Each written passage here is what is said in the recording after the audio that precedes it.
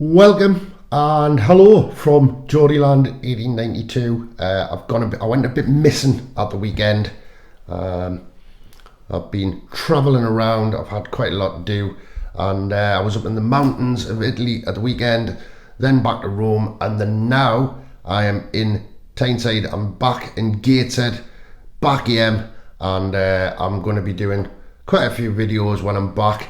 Unfortunately, today I did want to go around Newcastle city centre a little bit and do a few little things, but the weather is atrocious. It's a day for Noah and his ark. It's never stopped raining all day, and I didn't really want to trail about with my gear. New camera here, so I've decided that I wimped out because I'm made of soap, and I'm going to basically do it from home.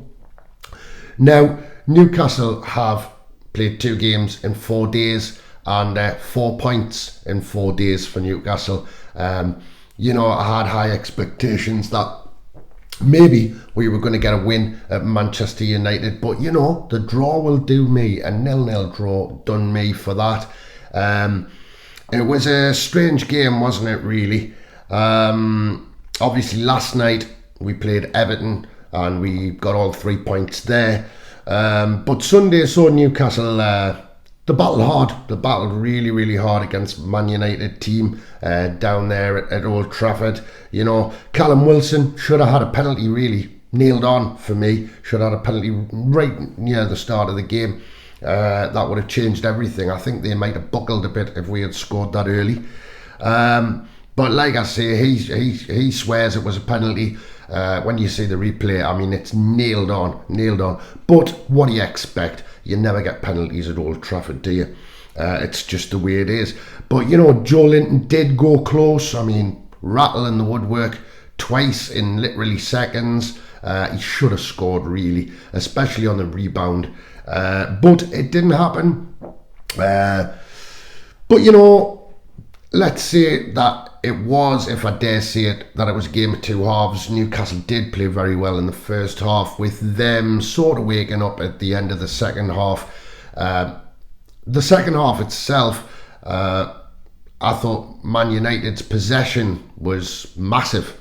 They kind of just came at us relentlessly, but they ended up very, very frustrated by our defence, not really being able to find a road in. They did have the ball in the goal twice in that game. One was ruled offside, and rightly so. And then this bizarre moment with Cristiano Ronaldo, where he believed the referee actually blew the whistle, but the ball wasn't live. It was at Pope's feet. The ball was passed back to Pope by one of our defenders, and Ronaldo seemed confused and thought that the ball was live. So he sneaked up to Pope just looking at him, and he rounded Pope and he walked it into the net.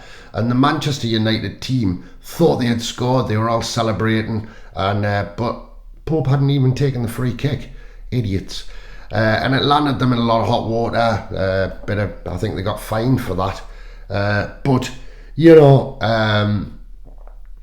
I thought Newcastle played tremendously well against Manchester United. I thought the way they stuck together, the way they battled together throughout the whole game, quite numerous subs as well at the end. Everybody played their part. They did well, and it was a shame really that we couldn't have got 3 points there. But Newcastle doing really, really well. We've only lost once this season, and to go down to Old Trafford, get a point, it's good. Ten Hag is starting to pull them back together. We saw last night that they won against Tottenham. I think we've done really well to get a point down in that game. Obviously, our defending, I thought, was excellent, superb.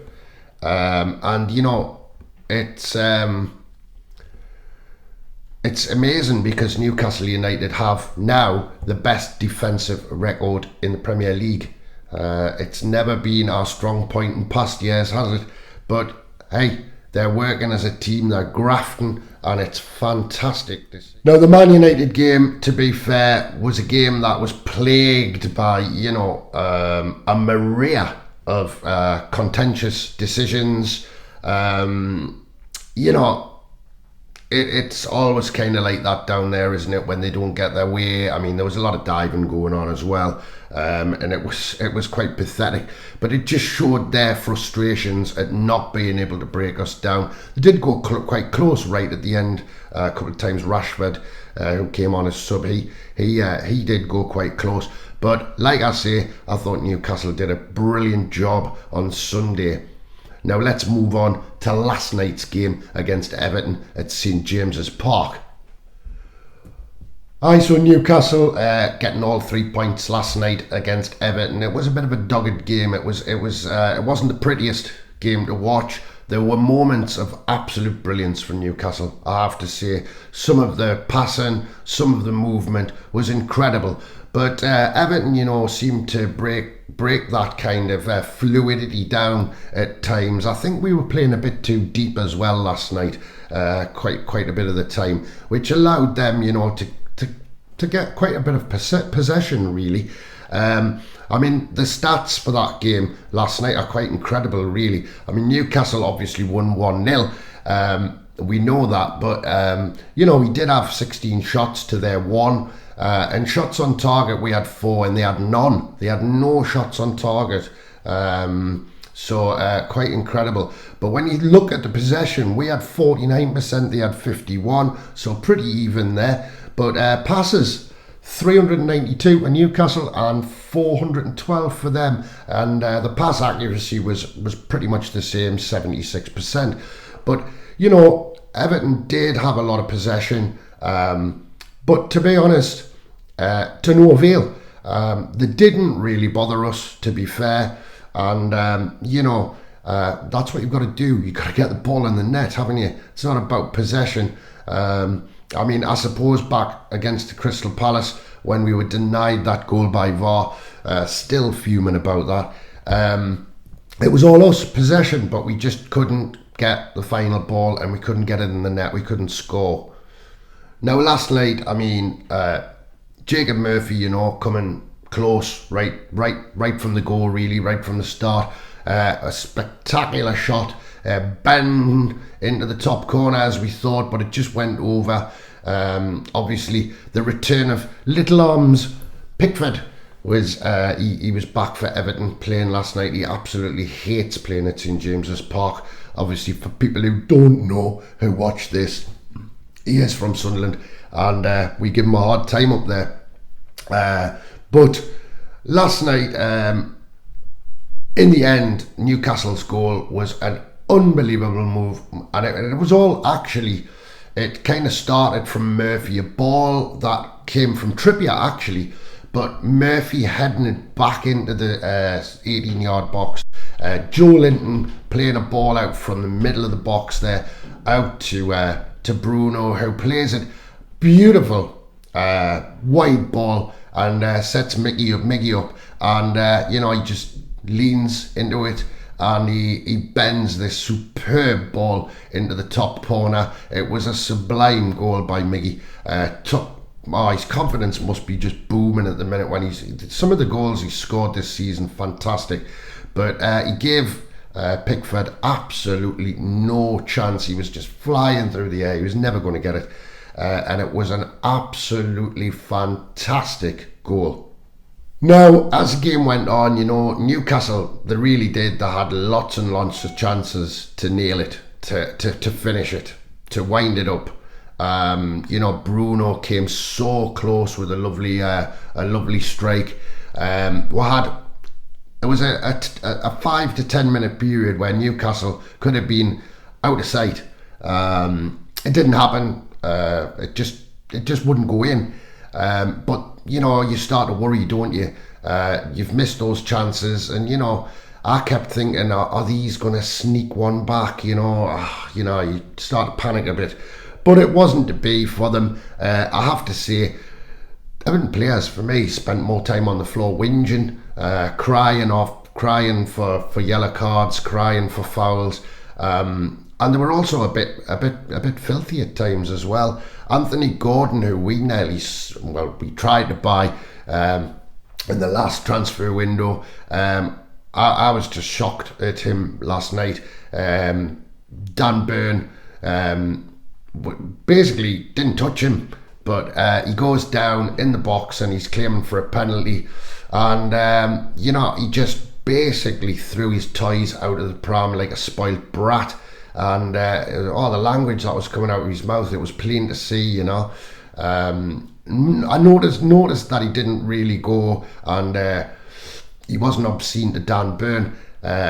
He kind of picked out Trippier, and Fabian Schär came and sorted him out, pushed him away. Yellow card for Gordon, yellow card for Schär. It was probably the right decision, but he really is a little spoilt monster, like any Anthony Gordon.